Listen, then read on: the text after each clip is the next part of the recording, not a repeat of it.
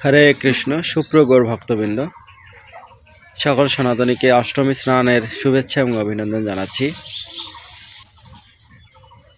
তো আসছে আগামী বৃহস্পতিবার 26/3/2026 অষ্টমী স্নান। তো এই অষ্টমী স্নান সম্পর্কে কিছু কথা না বললেই নয়, যেগুলো সচরাচর সনাতনীরা ভুল করে থাকেন। তো সেই ভুলগুলো আমাদের শুধরানো উচিত, অন্যথা এরকম শত সহস্র স্নান করেও আমাদের কোনো ফল লাভ হবে না। সুতরাং যদি বিষয়গুলো জানতে চান অবশ্যই ভিডিওটি দেখতে হবে।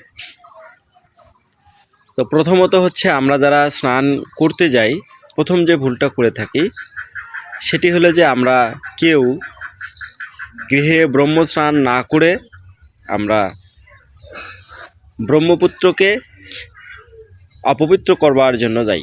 তো এভাবে স্নান করে কোনো লাভ হবে না। অবশ্যই গৃহে শৌচতা অবলম্বন করে স্নান আদি সেরে, ভগবত সেবা আদি সেরে তারপরে আমাদেরকে স্নানে যেতে হবে। এটি হলো একটি বিষয়। আরেকটি বিষয় হলো, সত্যি সত্যি এই ব্রহ্ম স্নানে মানুষ সমস্ত পাপ থেকে মুক্ত হতে পারে, সেই জন্য দরকার দৃঢ় বিশ্বাস। এবং স্নান পরবর্তীকালে আমরা যে ভুলগুলো করে থাকি সে ভুলগুলো যদি আমরা না করি তাহলে অবশ্যই আমরা এই স্নানেই সমস্ত পাপ থেকে মুক্ত হতে পারবো।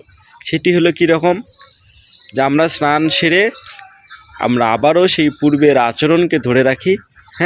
স্নান সেরে আমরা একটা মৃত মাছকে কিনে বাড়িতে নিয়ে গিয়ে নিজেও অপবিত্র হই এবং গৃহকেও অপবিত্র করে থাকি।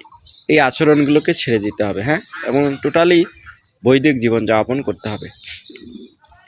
আরেকটি বিষয় হলো যে আমরা স্নান করতে যাই বটে, আমরা যথাযথ পন্থায় যথার্থ ব্যক্তির কাছে স্নান করি না।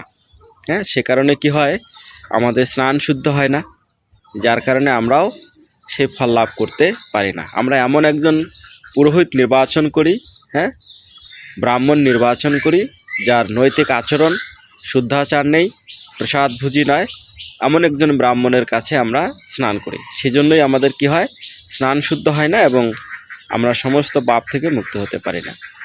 তা আসুন আমরা এই অষ্টমী স্নানে অবশ্যই এই নিয়ম নীতিগুলো মেনে শুদ্ধভাবে স্নান করে এবং বৈদিক জীবনযাপন করার লক্ষ্যে স্নান করে আমরা সমস্ত পাপ থেকে মুক্ত হয়ে রাধা গোবিন্দর সেবা করার সৌভাগ্য অর্জন করি। হরে কৃষ্ণ।